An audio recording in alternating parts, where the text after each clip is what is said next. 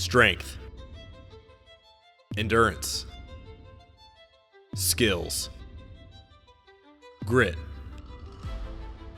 All attributes needed at the CrossFit Games, but one that stands out, one that has been a cornerstone in CrossFit Games programming since its inception, is adaptability. If I take a hopper, like we had at the CrossFit Games, Adaptability is someone's ability to adjust to new, unexpected, or unfavorable conditions. and what I'm gonna do is I'm gonna throw the skills and drills into it, and the more inputs, the better. If glue comes out of the hopper, glue thruster, that means it's heavy weight. Being adaptive is a great trait for anyone to have. It's in our nature as humans to be adaptive, but it's crucial for those competing to excel in this ability. I'm watching Ben just like, This man beat may as well be an empty cardboard I box. think they forgot to put the cement in his or something. Keep moving. I'm dead serious. Run the entire course backwards now. Tia Toomey not moving on. And these are the training partners for Proven Fitness. Having to adapt to something new and challenging is core to CrossFit's methodology and to testing fitness in CrossFit competitions. That just because it's not a barbell and it's not running and it's not a pull-up doesn't mean it's not fitness. If you are a good athlete and you're exposed to the skill, or you can adapt quickly on the fly, you'll do well in that event. That is a part of fitness, being able to adapt on the fly. And that's why I think it's so important for an athlete to be adaptable, to have adaptability, and be able to overcome and do better than others when something new is thrown at them. We're going to highlight a few scenarios at the CrossFit Games that showcase adaptability. You're going to see unexpected rookies taking the stage and doing really well and adapting really well. And then you're also going to see people at the pinnacle who have failed to adapt and or couldn't make it happen and see them fall. My precious Sylvie begs for a subscription. In 2013, the CrossFit Games had an event called the Burden Run. In this event, there was a 2.1 mile run, a 100-yard pig flip, a 600-yard log carry, and a 66-yard sled drag. At this point, these were all basically new implements. That was like a 1 rep max deadlift over and over again for 60 reps.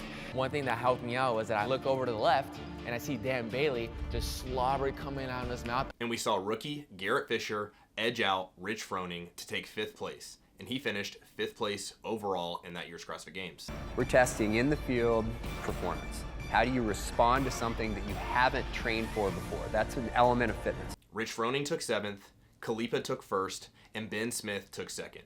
All of them were podium finishers that year, showcasing how important adaptability is. Although Garrett Fisher was a rookie, he had a vast sports background and had really good athleticism. And this lent to him being able to take 5th and do really well in this year's CrossFit Games. In 2015, we had events 6 and 7 of the zigzag sprints. The athletes were outside, they were running on grass, they had hurdles and zigzag sprints to perform. It may not seem like a lot to adapt to, but just being outside in the heat and just being on grass on a different terrain can make a huge difference in how someone performs. Matt Fraser took 24th and 37th in those two events, and Ben Smith took 11th and 6th. Ben Smith won that year, and Fraser got 2nd.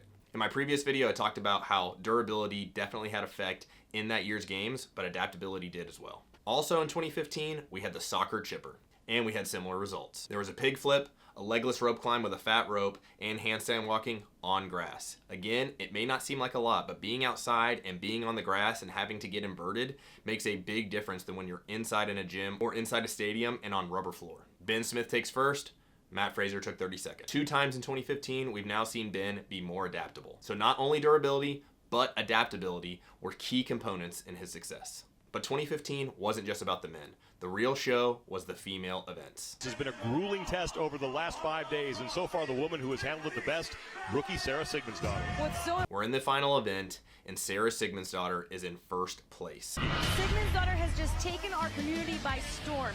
All eyes were on her. She looked strong. In the corral, it seemed as if it was hers to win and hers to lose. In lane 5, your overall leader is Sarah Sigmundsdottir, a rookie. The pegboard gave a lot of people trouble this year. It was the first time we've seen this implement in the CrossFit Games, and people were failing everywhere. Meanwhile, the leaders still have not completed a single ascent. It's funny to see that there was only 3 pegboard ascents in this event. And now we see 3 reps being done unbroken many times for many rounds in a single event. In the second part of this workout, there were parallel handstand push-ups.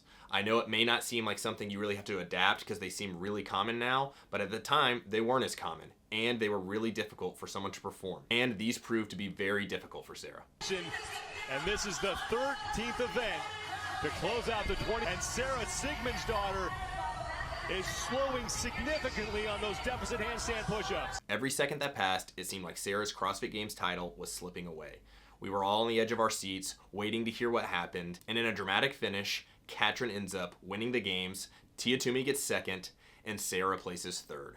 Now you could argue that inexperience and lack of training led to this moment, but that does matter when you're talking about adaptability. She wasn't able to adapt, she wasn't able to overcome these new implements, so she lost out on her CrossFit Games title. Now onto the 2016 CrossFit Games. I like to think of this as Matt's comeback year. The day I got home from the 2015 games, I bought one of the pigs from the games. And it was like a every Sunday night type thing. And I would just flip it, flip it, flip it, just to make sure that if that comes up again, I'm as prepared as I can be for it. In 2016, we had a 7K trail run, ring handstand push-ups, an ocean swim, the pegboard again, and the snail. Across all of these implements, the worst finish Matt had was 6th place. Not only was he able to adapt, he was able to adapt better than a majority of the field, giving him his first CrossFit Games title. In 2018, we had the event Chaos. This event had different stations where the athletes did not know the next movement and they did not know how many reps they were going to perform before the end of the workout. We are underway. The athletes are being told right now, work until I tell you to stop. And these guys came out on the floor not having any idea what to expect. Look at these guys. What the heck have we gotten ourselves into? Now, it wasn't the best event in my eyes, but it was a great showcase of adaptability. That year, the top 5 men and the top 4 women overall all had top 10 finishes in this event. For our last example, we have the 2022 CrossFit Games Skill Speed Medley. Justin Medeiros takes 3rd, Mal O'Brien 4th, and Tia Toomey, the GOAT, takes 23rd. Now you may think this is a bad example, but this is a great example of adaptability. Tia Toomey was struggling with the single unders, so she didn't get to go onto the next stage of this event. People subconsciously recognize adaptability as such a great skill for an athlete to have that they even started doubting Tia Toomey, thinking that she may not win because of this event. Well, where's Tia?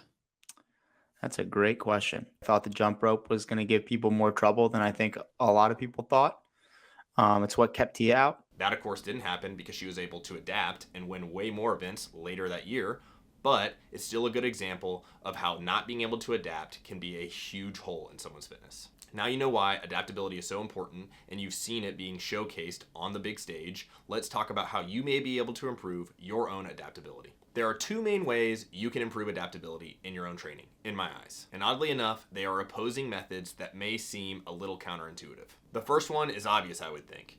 You need to introduce new things. You need to introduce new implements, more variation, randomness, new sports, odd objects, new conditions, and everything in between. Basically anything that will challenge you physically and psychologically in some new way that you haven't done before or have very little experience in.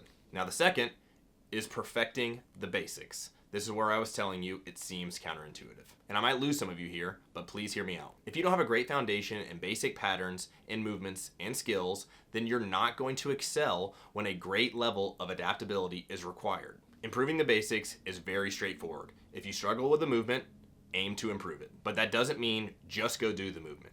Take time to break it down and refine it piece by piece. You can't spend all your time focusing on these oddly specific movements. If you're not great at ring muscle ups, then you're not going to be good at ring muscle ups with a vest or doing some type of ring muscle up complex. So focus on the muscle up and make it perfect. If you're not a great deadlifter or picking heavy loads off the ground, then you're likely not going to be great at picking up a heavy sandbag or some odd load.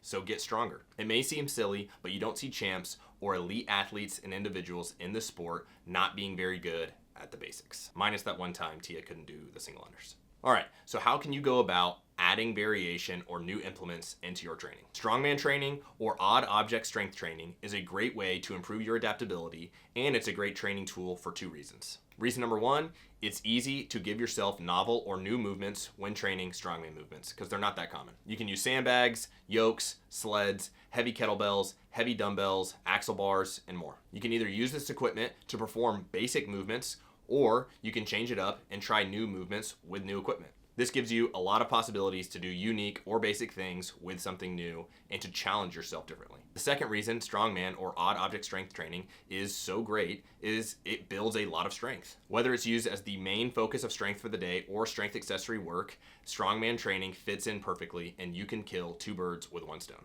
This style of training will really help broaden your exposure to difficult tasks and make you more adaptable. Next is changing conditions. This may seem simple, but even small adjustments can help you improve your adaptability by getting out of your comfort zone. It can be as basic as something like training outside. Weather conditions like extreme heat, cold, or different forecast can really alter the difficulty of a session. I love the surprises. The harder, the better, and hopefully it's raining. You know what I mean? Like, that's what I love. Even training at another gym can make a big difference. Last, we have mixed order or constant variance conditioning sets. This is another method that is twofold. Like strongman can help you with your strength training and improving adaptability, mixed order sets can help you improve your capacity while making you more adaptable. You're going to perform 5 sets of 15 kettlebell swings, 15 box jump overs, 15 burpees, 15 toes to bar, and 15 cows on the assault bike, resting 1-to-1. But there's a twist. Each set, you have to randomize or change the order of the movements. Use a random order generator on your phone and make sure that each set will be randomized. The goal is to complete each set as fast as you can while maintaining the same pace each set. This style of conditioning is going to challenge you in a few different ways. You have no say in the order of movements, so inevitably you're going to be faced with non-complementary movements going back to back. Meaning you might have to do kettlebell swings straight into toes to bar. You might not get some lower body movement in between to give your upper body a rest. This will challenge you psychologically and not just physically because you don't have control of what you're going to do next. And you can't predict what the next set will feel like. Elite athletes do this very well. They self-organize their pacing really well and they'll be able to hit these back to back with the same times and paces. This type of conditioning training might not be the best if you're not well-rounded or lack a lot of strength, skills, or basic movements. The best CrossFit athletes are able to adapt quickly and perform well under new conditions. CrossFit will always have some form of adaptability required to excel. This is a great thing that can make training and competing more enjoyable, if you can adapt. As a fan, coach, or athlete in CrossFit, being adaptable is obvious to everyone. But improving adaptability may seem a lot less obvious when you're faced with the task. I hope this short breakdown will lead you to do better training and make you more adaptable. Thank you so much for all the love on the first video, and a big shout out to Andrew Hiller for helping me get a lot more views than I would have got by myself. I appreciate the support so much, and I hope I can help others, athletes and coaches alike, get better at CrossFit and improve their training. I'm really looking forward to part 3 of this series. It's going to be very bullish. Beautiful lift, whoa, hell yes, whoa, nicely done. Are you not entertained?